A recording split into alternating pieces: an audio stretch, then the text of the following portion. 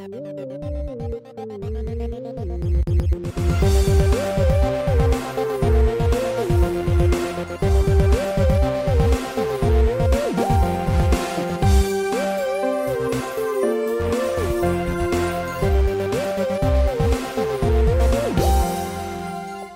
guys, welcome to another episode of ArtScope. I'm Christine. Today we'll be interviewing Alli White. Alli, why don't you go ahead and just, tell us about yourself, tell us about, what sort of artist you are, what you up to, etc. What you up to, girl? Yeah. I'm Alli, aka Skirtzzz, I guess. Some know me by that. I hail from North Idaho. I live in the mountains with wild turkeys and moose. I draw primarily cartoons, digital media. I'm full-time freelance, and that's about the most exciting part of it, I guess. I don't know what else you might want to know. Where did you get your start as an artist? Jumped into it as a kid and kind of went for it? Yeah, it was just one of those things. I don't know. I think a lot of kids are just super creative and start off just doodling and drawing and whatnot and just being surrounded by cartoons and just all kinds of entertainment medias. And I just never grew out of it, and it just kind of evolved into whatever the heck this is. So, yeah. What sort of shows were you watching? Like, what shows influenced you the most? Because you mentioned cartoons, so I assume. Yeah. Well, it all started off with, Nickelodeon was probably my biggest influence as a kid, because it was just, off the wall and, really unique character designs and, really, oddly relatable stories. I loved Rugrats and Rocko's Modern Life, which honestly, I guess you can't say that's relatable when you're 7, but it was hysterical nonetheless. I watched just whatever they had on back then was pretty much what I fed myself every day. And then the whole anime thing kind of happened in 4th grade, and Pokemon and Digimon just took over my life. So it was that was kind of the brunt of it, what really got me into drawing and being creative. Looking at your improvement meme, anime was a big influence apparently for quite a while. Yeah.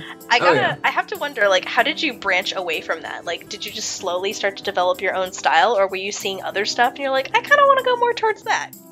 I don't know if this happens to everyone, but personally, before anime ever seeped its way into my veins like a viral poison, I was drawing just whatever, American influenced, just stuff. Just random cartoons, big ol' eyes and just derpy stuff. And then I completely abandoned that for anime, and I tried to replicate it as best I could, because that was kind of the thing. It's people just kind of abandon their own sense of style, I guess, just to have. And I mean, I did. I just wanted it to look as anime as possible. I wanted it to look just like the manga that was in the stores, just like the anime. I did that for so long that I just completely suffocated any kind of original stuff that I had been doing before. And then years later, I don't know, it just felt kind of empty in a way. Because there's so many people were drawing like that, and it's just kind of this lack of, I don't know, I just didn't see myself in it anymore. And so I was just and it was hard to kind of branch out. I had to do a lot of just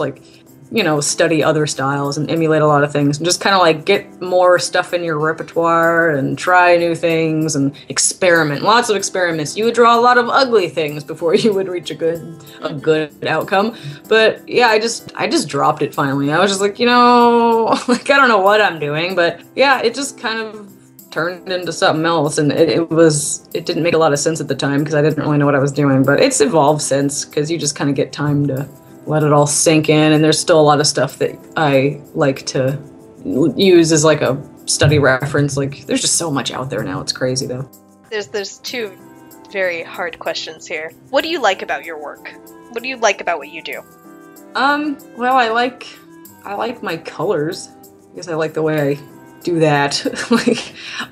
Not saying I have a super eye for color, but I don't know. That's one of my favorite parts is getting the color in. It just kind of breathes life into stuff. So I really like that part of it. I don't know. I think my line quality, I'm starting to warm up to it nowadays because it's clean. I remember when my line art wasn't clean, and I was so mad. So now that I've kind of wrangled that ability, I'm a lot more confident with how things look.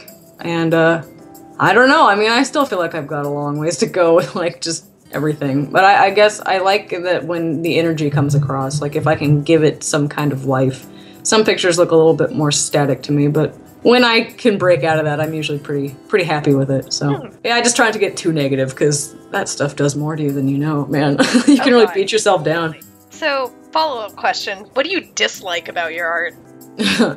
Well, I don't know. I guess it's like when it comes to like maybe drawing guys, it's just because of the lack of knowledge there. I just don't draw them nearly as much as I draw girls. So if you're looking at something that I've drawn that has a guy in it, most likely I just fucking hate it. Like, I'm just not happy with it, no matter what. I have a lot of work to do in that department.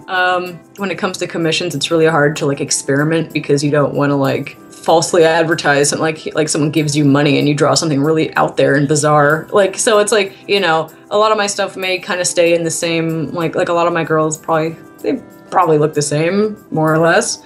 So I don't know if that's just me being paranoid or if I don't actually like that. I try not to do that because I would be pretty unhappy with myself if I just had copy-paste looking shit all the time. So I stare at this stuff all day. And like every day it's a new picture. So like when you're zoomed in and you're drawing all these things and, you know, when it's in your head like how to draw something, like it takes a while to kind of get it all down, like second nature. Like I'm going to draw a body, I'm going to draw a hand, because there's like, you know, all the anatomy stuff comes into play. And like as I'm drawing it, I'll go back and do tweaks to things just to make sure that they're varied in some way, but nothing like way over the top to make it so different that it's like jarring. I just, you know, I'll go back and I'll look at it and be like, well, I could probably do more with the nose, or I could change the lips, or I could, you know, do something different with like her hips or her hand or her, like just something to make it a little, just little tweaks, because I don't want to just end up drawing the same thing over and over. So it's like I'm like always overthinking it, I think. So I do stress about it quite a bit because I'm like, oh, like I don't want to get stuck in a weird rut and be uninteresting at some point. Like I try to keep it varied as best as possible. Have you taken any professional art courses? Like, not really professional, but, you know, like, any art courses? Something to further my skill set. Yeah, something like that. Like, have you done figure drawing? You know, yeah, that's a good, yeah, you get to see quite a bit when you do life drawing. I was in college for 3 years, and we had regular life drawing sessions. And so, yeah, I got to see all kinds of different body types and just kind of expand on my anatomy repertoire of sorts and just kind of figure out like different little things. And so that, I mean, that really helped too. What's your favorite piece that you've worked on? It's tough. I guess like probably one of my most recent favorites. I just did one called Robin. It's this really cute little gal with she's got really long blonde hair and she's got a couple birds with her. That was my most like recent original piece, and I don't know, I just wanted to do something that was like completely all my aesthetics, just to kind of have a lot of fun with something that like you're not going to give it to someone, they're going to go, oh well, you know, like not that really like, oh I hate it, but like there was no one to answer to. It was just all me. So I guess I'm kind of attached to it on a more of a personal level for that, just to kind of have a moment with myself. But yeah, I've got a few here and there that like commission-wise that I like. The one I did, Blair, is this girl with like a crop top and she's got like white hair and a ponytail. Like that one was really fun to work on and kind of sassy.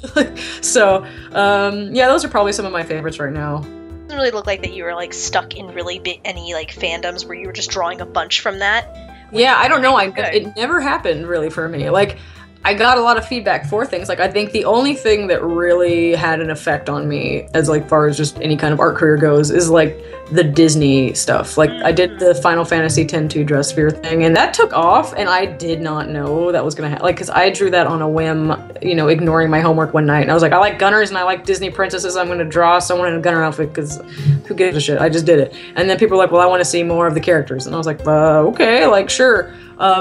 It's cool. Because I've got to see some pretty neat stuff. Like, people have done cosplays of them, which blows my face off. I'm like, what? What? This is amazing.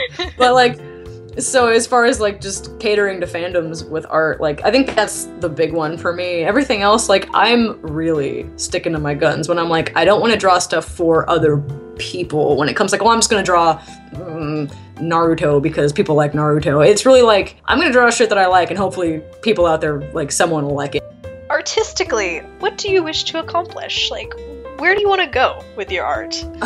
You know, I am super open to opportunities coming from doing this. I never really feel like purposely working towards something that I think I'd want to do, like industry-wise, I guess. I'm really intimidated by industry. So I guess I'm kind of like, I'm not really going anywhere. I'm just really doing it to just be fulfilled, honestly. So it's just, I keep doing it and just hoping to share it with people who want to see it.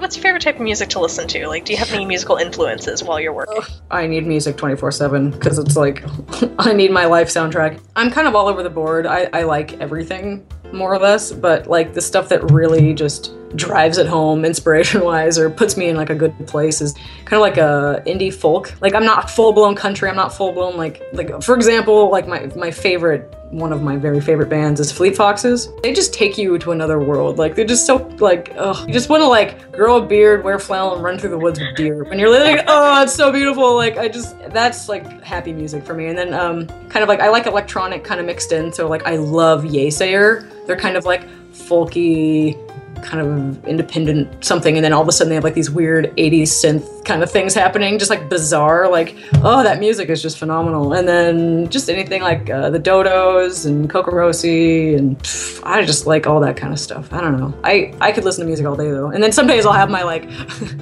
or I'll need to listen just like straight up like dance music, just garbage radio music, just to just get all about it. And then some days you have your, you know, your rap days. I don't know. Sometimes you need to channel your inner gangster just because. Do you have any advice or sort of message that you would like to give budding artists who are trying to get in on this? Some of the biggest things I could say is just, first of all, don't give up, because that's the worst thing you can do. And something I think is really important is to never ever place your worth on someone else's ability. You draw a lot of ugly shit and you go, why am I doing this? And then, you know, you just have to keep going. And if you want to get better, you just have to keep drawing, and you have to draw all the ugly stuff to get to the good stuff. I cannot say it enough. Below you can find links on how to get to Alli and check out her stuff. She's on Twitter, she's on DeviantArt, she's got Facebook, and I believe she also has a Patreon. Yeah, I've got a place for everybody. Except for Instagram, that's like the one thing, because I am not high tech. I do not have a nice phone, so I cannot indulge in the world of Instagram yet. Maybe one day. All right, well, you know, thank you so much for taking the time to do this interview. I know this has been kind of a grueling, long, whatever this was, but we really super appreciate it, and like you're absolutely lovely to talk to. So, well, thank you for taking the time to talk to me and putting up with all my ramblings. I appreciate that very much. It was a good time. It's a good time for us. We had ourselves quite a chat. Yes. Okay, catch you guys later. Yeah. Bye.